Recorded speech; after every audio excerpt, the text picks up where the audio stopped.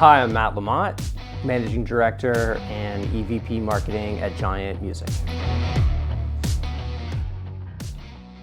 So I had been in the major label system for a long time, and over the last few years it felt like artists were a little bit on a treadmill.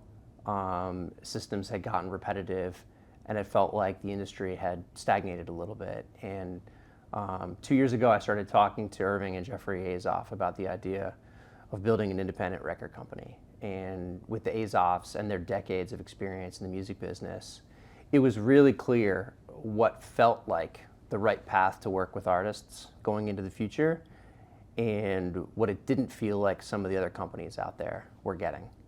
And we started talking about what the principles of a record company would be, how to be efficient, how to manage money the right way, the kind of staff that you needed to hire, and the kind of teams that you didn't really need to have based on where music is at in the 21st century. And we kind of dreamed up what we felt like the ideal record company would look like, and then said to ourselves, well, why don't we just go build that? And to me, that was such an exciting challenge to think about, not just looking at where everything is at right now with the music business, but also what the next 5, 10, and 20 years are going to look like.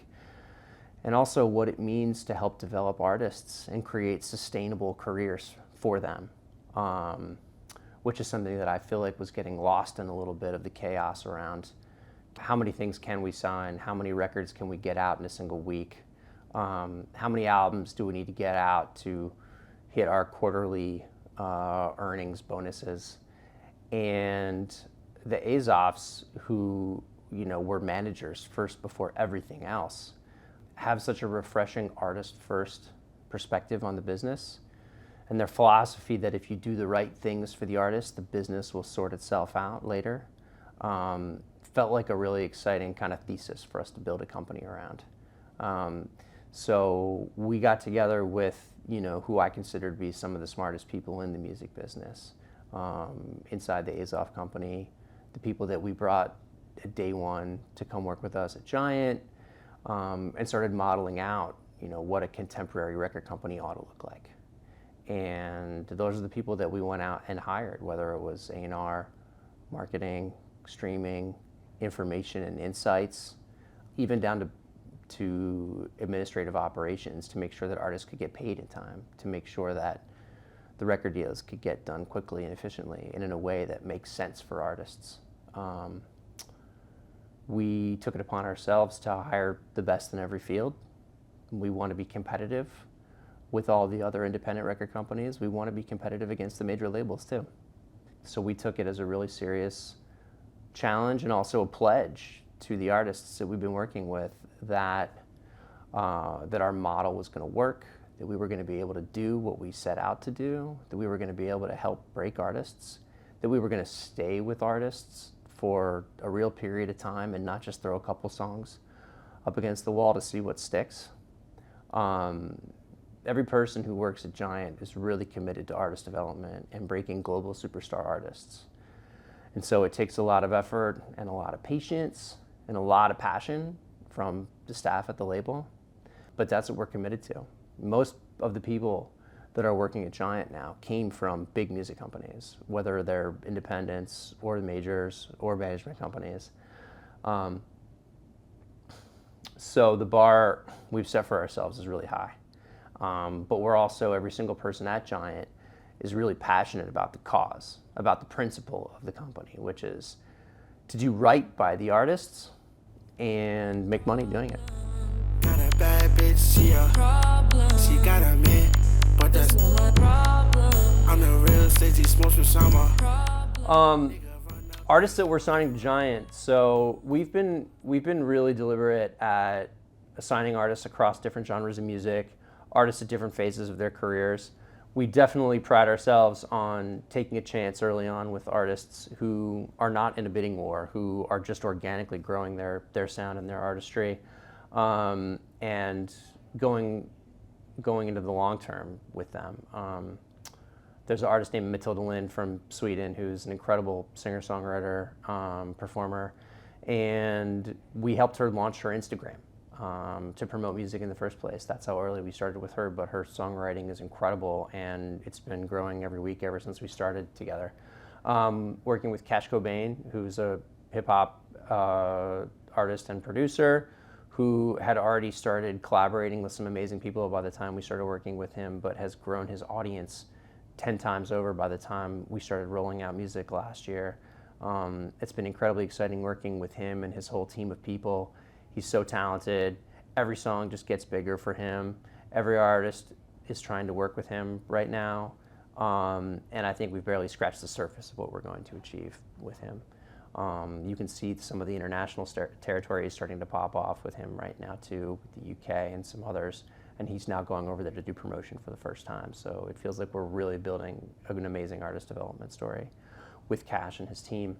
We're doing an album with Mike Will Made It, super established producer who I actually knew back in the Interscope days, who has an incredible album with features from everybody, Young Thug, 21 Savage, Flo Milli, just a bunch of amazing artists on this project. So he's obviously at a totally different place in his career than some of our emerging artists are, but this is why we love to have a diverse roster. There's an artist named Rule who we're working with now, who's from Australia, but he sells out huge venues all over the world, has an incredibly engaged fan base, and it feels like his recorded music career is just at the point where it's ready to break into the mainstream. And he's already been working on some incredible songs that we're so excited to bring into the marketplace. And he's still only 21 years old. So that's an amazing one. I mentioned Sierra Spirit earlier on. We're really proud of what she's building, and it's still so early for her as a songwriter, but she has such a unique point of view as an artist and such a personal and really emotionally affecting style of melody and lyrics that I feel like there's no stage that's too big for her going into the future of her career. Isabella Love Story, who's an amazing Spanish language artist. She's originally from Honduras, but she actually lives in Montreal. And that's been an incredibly exciting project for us. What we're seeing coming out of Mexico and some of the Latin territories is really fun, but she also has a super engaged audience in the US and Canada too. And a super strong visual point of view. And she's basically building a whole world, a creative world around her, with the music driving the whole thing. And it's incredibly fun to collaborate and build with an artist like that. My journey in the music business started at Interscope Records in 2004. I came to work in the marketing team there. Jimmy Iovine was running Interscope at the time, and it was amazing to study underneath him. He had, created Interscope from scratch. When I started there, it was the heyday of Eminem and Black Eyed Peas and so many of the artists that are still the lifeblood of that company. Jimmy, I knew him as he'd also produced Tom Petty and Dire Straits and Bruce Springsteen. And he was such a fascinating and brilliant person to work for. There was also an incredible level of chaos at that company, which I just assumed was normal for the music business. It turns out it kind of was. But it was an amazing place to learn. So many of the people that I knew then are still really prominent all over the music business. And I was in marketing, and this was right around the time, what I consider to be, the digital music revolution. iTunes was rolling, Spotify was just starting up, MySpace music was a thing. I worked with Lady Gaga and helped her build her MySpace page, and Just Dance broke the record for the number of plays on MySpace music in one day, and that was like a big talking point for us when we were getting the campaign rolling. I'll never forget that. It was an exciting time for music. There was alternative stuff working, there was dance pop working, hip hop was huge, has been the entire time. Electronic dance music was starting to break into the mainstream then, and it felt like all the walls were coming down, which was a really exciting time to be a person working in marketing because opportunity was everywhere. Then a few years later, I was lucky enough to work with some of the big breakout artists on Interscope at that time. I was working with Imagine Dragons, Lana Del Rey, One Republic when they were having some of their biggest hits. I started working with Selena Gomez when she was signed to Interscope, and we had to help reimagine what her brand was going to be. She had come out of the Disney space and was really focused. We were all really focused on helping her reinvent herself as a contemporary adult pop star. And that was an amazing campaign. In 2016, I took over as head of marketing and artist development for Interscope. So at that point, I was overseeing the entire roster of 150 artists on the pop rock side, soundtracks, A Star Is Born, La La Land, U2, Billie Eilish. I worked with from basically when she was signed to the label and helped an amazing team of people build her up into the artist that she is now, which is an incredibly exciting thing to be a part of because the commercial success is so amazing on that project, but also she hasn't lost any of her artistry, and the person that was there at the very beginning is still the person that she is now, creatively speaking, which is really, it's a rare thing to see that in the music business. Going into the pandemic, there was a lot of, we have to reimagine the way that we all work together. And this is when I started to think a lot about the processes in the contemporary music business and how we would approach marketing, how we were approaching developing the artists, the thought and planning that was going into the specific campaigns. And that to me is where it started to feel like people were on a treadmill a little bit, that I was seeing a lot of commonality between all the marketing plans. It felt like a lot of the artists were kind of trying out the same maneuvers to diminishing returns. And that was a real period of reflection for me and a lot of my contemporaries, trying to figure out how are we going to rethink how we do this.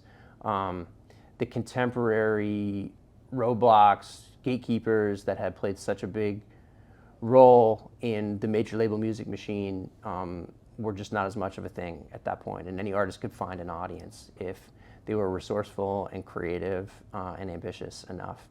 And so I really made an effort to start trying to look at music through the lens of the artists themselves versus the traditional role of marketer as somebody who tees a project up with commercial partners and media, and started thinking about it through the eyes of the artists themselves, which I think was accidentally pushing me a little bit more into the space of it making sense to create an independent record company.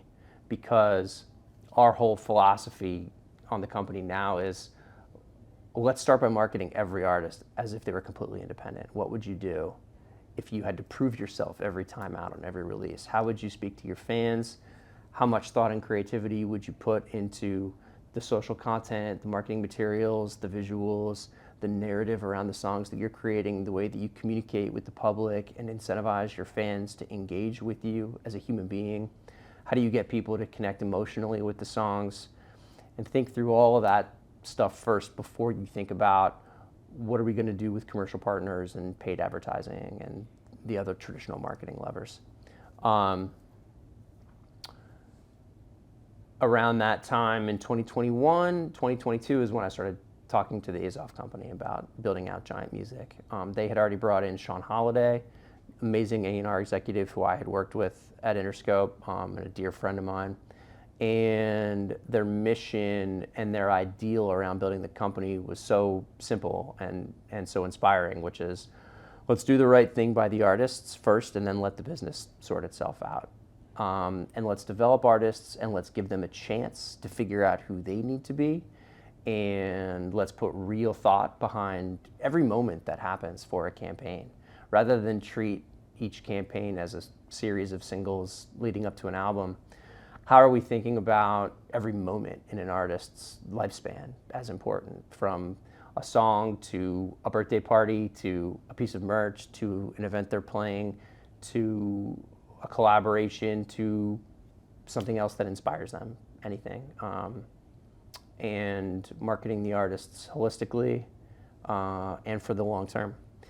And then just naturally, by being able to look at the projects that way and look at the artists' careers that way, the way that we needed to structure the business became clear to us early on. And so as we started to fill out who else was working at the company, A&R, marketing, business affairs, streaming, data and information, it became pretty clear to us how to structure it efficiently and figure out how to build the best possible machine to service these artists going into the future.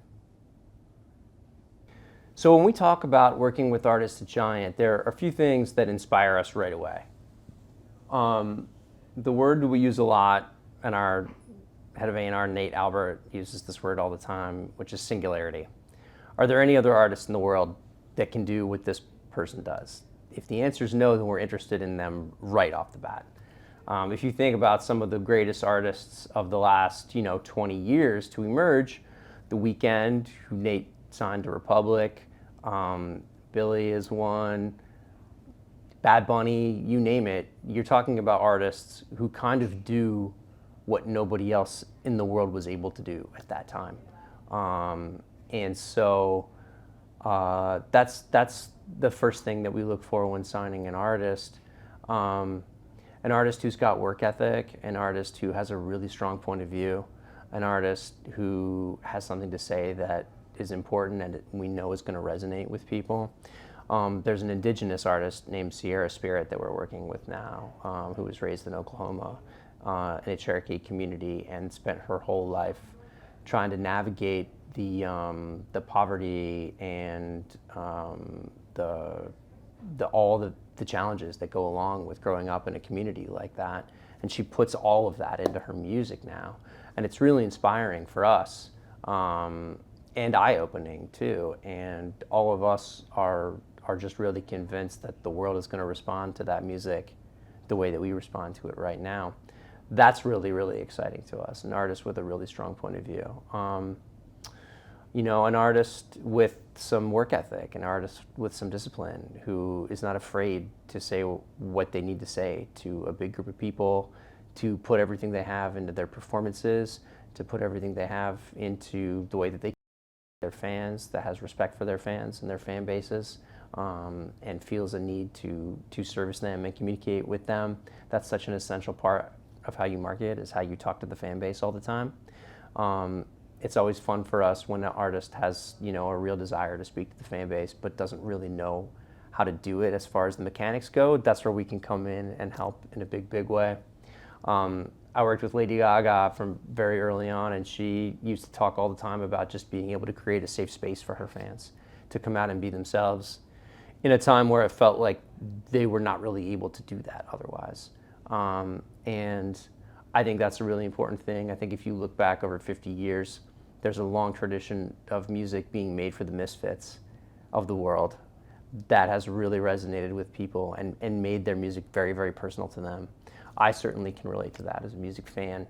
And I think if we can help all the other people in the world discover a safe space or a commonality or an artist that understands them in a certain way, I think that's the number one thing that a record company can help with. Is you have an artist who has an idea, but they need help getting that idea out to a certain amount of people. That's where we step in and we can help. As far as the music goes, again, we're always inspired by artists who want to challenge themselves, and we'll have artists who want to write 100 songs for an album, and that means a lot because clearly they take their jobs seriously, and it means a lot to them that they're going to give their absolute best to the world around them. So we always encourage artists to follow that path, and we try to give them as much space as they need to come up with the stuff that they're trying to say to the world.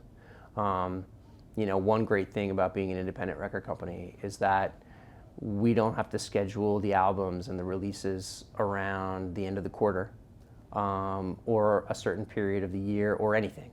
We work really closely with them to find the right rhythm for them and give every piece of music the best possible chance it's got to find the right audience and to communicate what the artist is trying to put out into the world. I would say that an artist who really has something powerful to say and is able to say it with conviction, we would challenge ourselves to give them the biggest possible platform to do it with and to give them the best possible, the most professional plan possible, think through all the challenges they're going to be met with, bring them as many ideas as possible to operate around. You know, I always challenge the marketing team to be as collaborative as possible with the artists that we work with, because a lot of times the best idea will come from the artist, but it'll happen when you pitch 5 ideas that the artist doesn't like, and they'll come up with the one that they do.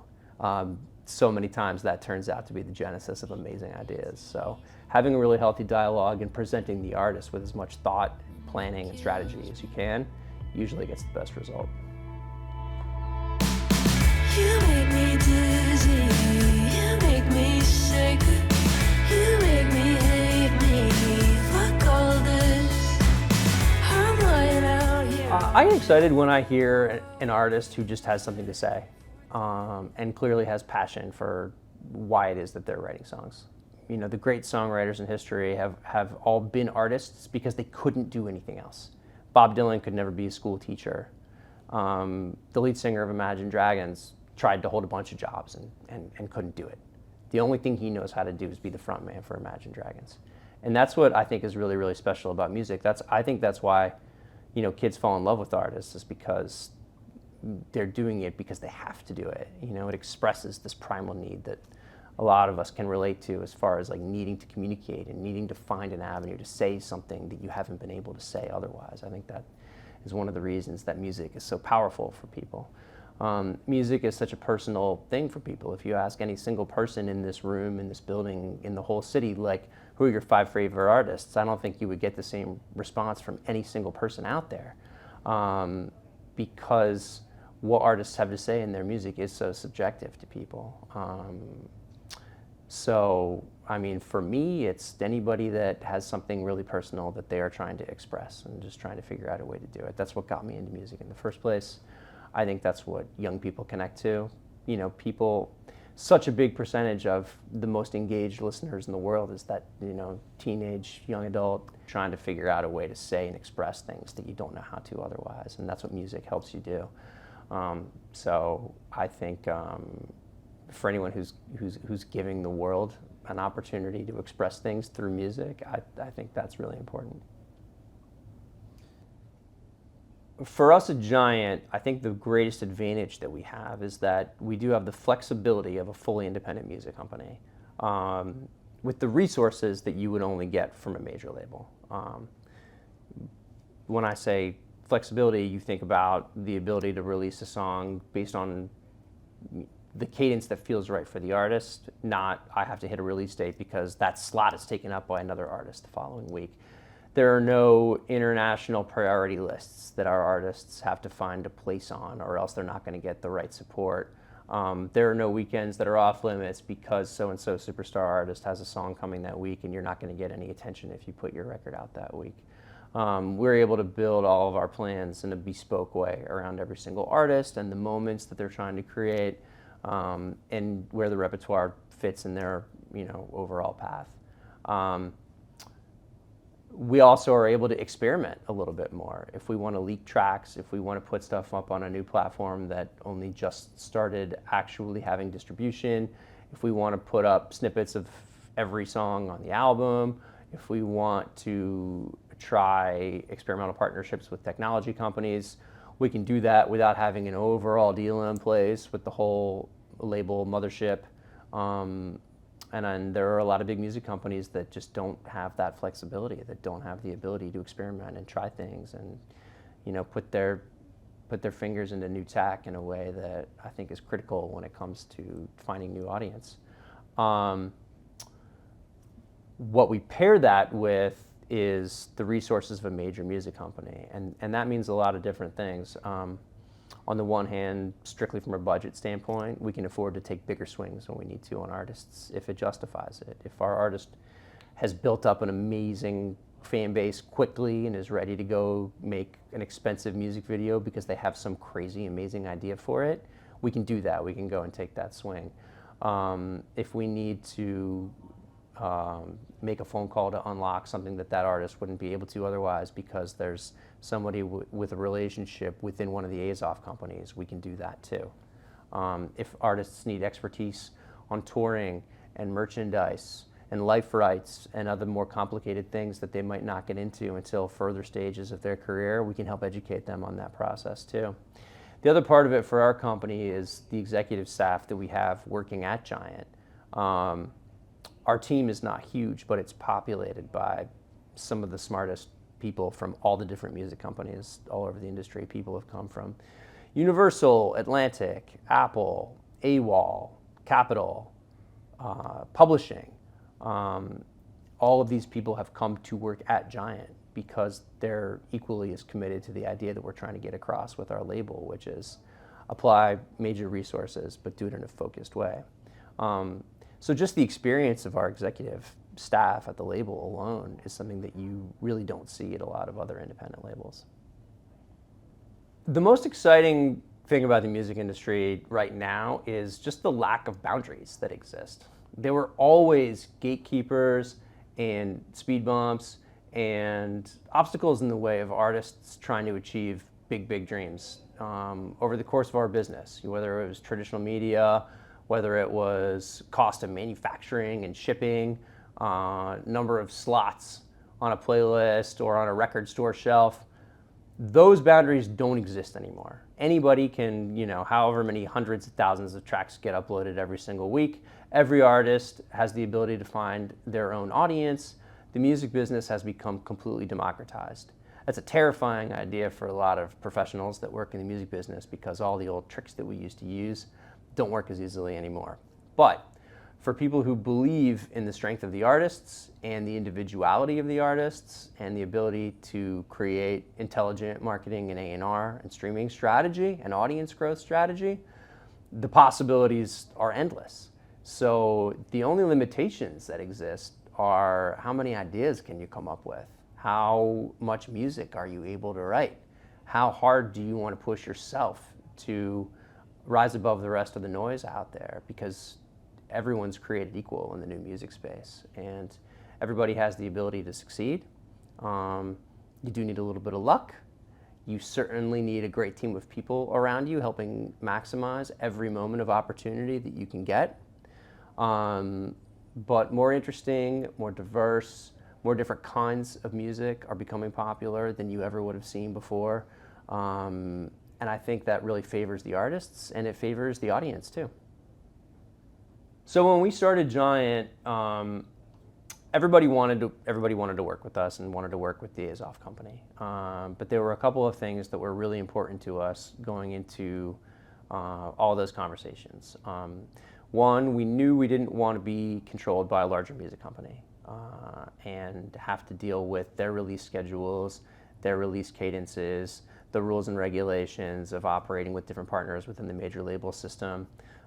We knew that for what we were trying to achieve for our artists specifically, that we were going to want more independence than that. What we knew we needed was a partner with some sort of a global infrastructure, really great technology, and great human beings attached to it. Because so much of having a successful music company is just having respect and admiration for the people that you're working with every single day. The music business is still powered by human beings at the end of the day. So what we loved about working with Fuga and Downtown was trusted professionals who had great reputations and had proven themselves in the music business for collective decades up to this point. A great global network of employees where we knew we'd be able to reach people at any time on the weekends in different time zones. People would be able to collaborate with on plans for our artists who were not just based in North America, based all over the world, thinking globally about the releases. Great technology, the ability to deliver music flawlessly, promote it, quality check everything, insights, analytics on music that we use every single day and are incredibly helpful for us when it comes to understanding how our music is moving and how our artists are growing or not growing in certain ways. And again, what has proven to be the case is there are great people at the organization that we love working with, that we feel like we can collaborate every single day with, who we trust with our business and our artists' art. People who give us feedback that help us reshape the way that we approach the projects. So ultimately, it's that combination of great technology, international infrastructure, great marketing and audience insights teams that we honestly deal with almost every single day across our roster of artists, especially on the priority songs that are really moving, that really need everybody to pay attention to them together. And leadership within the organization too. You know, I've worked super closely with Sarah for the last 2 years. It's been an amazing experience. Victoria, who runs the marketing now for all the Giant music, is amazing. And it's a great team of people that we respect, and feels like they respect us too.